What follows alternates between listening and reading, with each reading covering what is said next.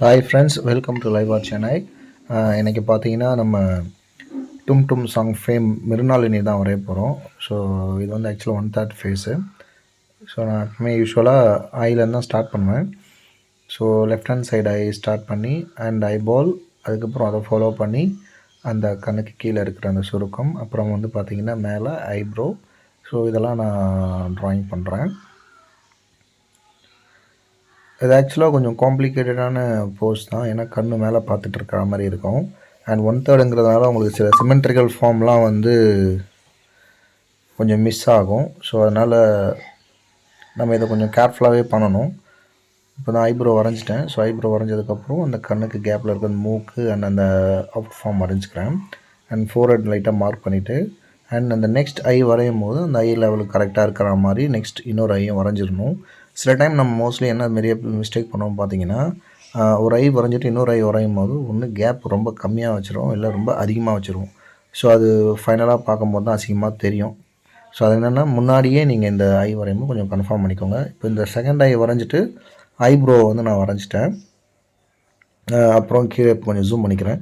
Zoom பண்ணிவிட்டு இப்போ nose வரைஞ்சிக்கிறேன். ஆக்சுவலாக அந்த நோஸ் வந்து எனக்கு கொஞ்சம் காம்ப்ளிகேட்டடாகவே இருந்தது. ஸோ என்னால் கெஸ் பண்ண முடியல கரெக்டாக எங்கே ப்ளேஸ் பண்ணுறதுன்ட்டு. ஸோ பட் ஆனால் அதை மேனேஜ் பண்ணிட்டேன். பட் இதை இதுலேயே இப்போ கொஞ்சம் கரெக்ஷன் பண்ணுவேன் ஃபைனலாக. ஸோ வரைஞ்சிட்டு நெக்ஸ்ட் வந்து லிப்ஸ் மார்க் பண்ணுவேன்.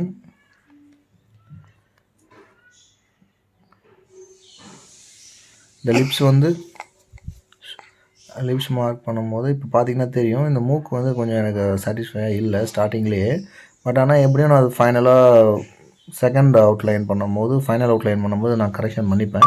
ஏன்னா அதில் என்னென்ன மிஸ்டேக் இருக்குங்கிறத நான் இப்போ ஸ்டடி பண்ணிட்டேன். இப்போ மூக்கு கீழே லிப்ஸ் வரையும் போது அந்த லிப்ஸை மார்க் பண்ணும்போது கரெக்டாக அந்த, ஏன்னா நம்ம மூக்குக்கு கீழே வரைகிற லிப்ஸை வந்து மூக்கை பேஸ் பண்ணி தான் நம்ம வரைவோம். அண்ட் லிப்ஸை வந்து லைட்டாக இப்போ மார்க் பண்ணிக்கிறேன். அண்ட் ஓவரால் ஸ்ட்ரக்சர் வந்ததுக்கப்புறம் இதை ஃபோட்டோ வச்சு நம்ம அனலைஸ் பண்ணுவோம். ஸோ என்னென்னா இப்போ நெக்ஸ்ட் அந்த ஜா வரையும் போது அண்ட் சின் வரையும் போது அந்த டிஸ்டன்ஸ்லாம் கரெக்டாக கீப் அப் பண்ணி நம்ம வரைஞ்சிக்கலாம். இப்போவே உங்களுக்கு ஓரளவுக்கு ஃபேஸ் அந்த ஃபீச்சர்ஸ்லாம் வந்துடும், உங்களுக்கு ரிசம்ப்ளன்ஸ்லாம் வந்துடும்.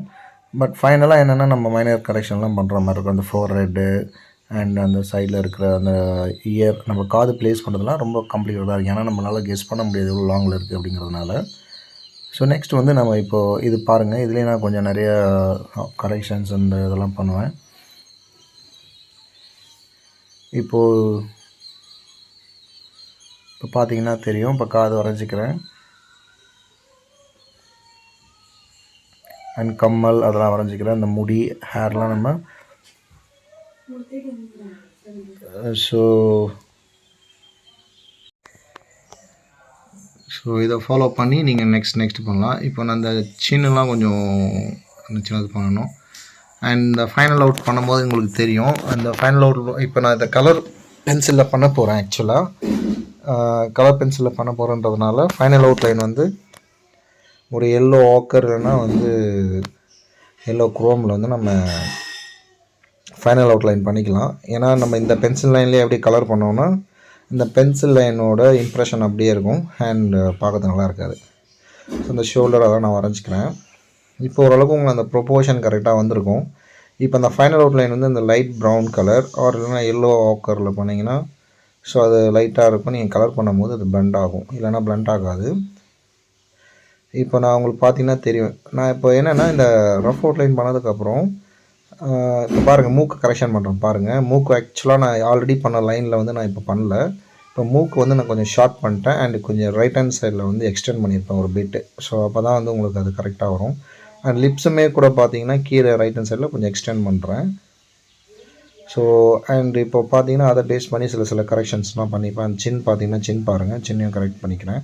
நீங்கள் ரஃப் அவுட்லைன் பண்ணதுமே நீங்கள் வந்து அதை ஆக்சுவலாக அந்த ஒரிஜினல் பிக்சர் கூட வச்சு நீங்கள் கம்பேர் பண்ணி எங்கெங்கெல்லாம் நீங்கள் மிஸ்டேக் பண்ணியிருக்கீங்கிறத அனலைஸ் பண்ணிவிட்டு அதை வந்து கரெக்ஷன் பண்ணிக்கோங்க. ஸோ கலர் பண்ணும்போது நம்ம அதை கரெக்ஷன் பண்ணலாம்னு நினச்சிங்கன்னா அது ரொம்ப டைம் இருக்கும் அண்ட் அது மாற்றி எரேஸ் பண்ணுறது வேஸ்ட்டு. இப்போ உங்களுக்கு ஓரளவுக்கு வந்து பாருங்கள், நான் இந்த ரஃப் அவுட்லைன் எரேஸ் பண்ணதுக்கப்புறம் ஸோ அந்த ரிசம்ப்ளன்ஸ் அழகாக வந்துடும் பாருங்கள். ஸோ இதுக்கப்புறம் நெக்ஸ்ட்டு கலரிங் தான். ஸோ கலரிங் பண்ணும்போது சில சேஞ்சஸ் அதெல்லாம் பண்ணிக்கலாம். ஸோ உங்களுக்கு பிடிச்சிருக்குன்னு நினைக்கிறேன். பார்ட் 2ல் வந்து பார்த்தீங்கன்னா இது கலரிங் பண்ணுறதை நான் காட்டுறேன். ஸோ உங்களுக்கு அநேகமாக இது பிடிச்சிருக்கோன்னு நம்புகிறேன். பிடிச்சிருந்தால் லைக் பண்ணுங்கள், சப்போர்ட் பண்ணுங்கள், மறக்காமல் சேனலை வந்து சப்ஸ்கிரைப் பண்ணுங்கள். தேங்க்யூ ஃபார் வாட்சிங்.